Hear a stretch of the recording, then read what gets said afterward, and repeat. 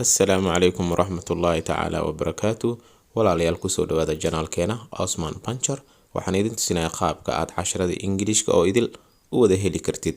marka hore waxaad ku dhufanaysaa calaamada YouTube-ka oo aad arkaysaan, kadibna wuxuu ku geenayaa meesha searching-ka. meeshaasina waxaa ku qoraysaa Osman Pancher, kadibna searching ayaa leedahay.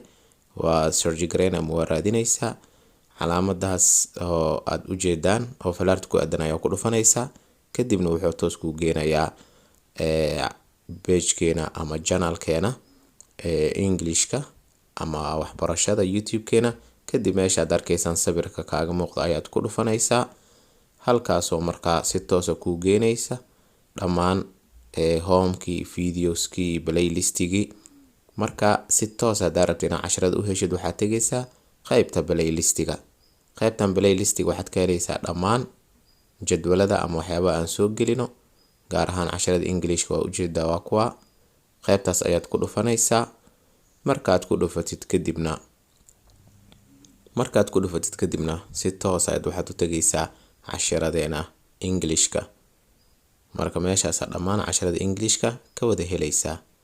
aad iyo aad ayaad u mahadsantihiin. assalaamu calaykum waraxmatullaahi tacaala wabarakaatuh.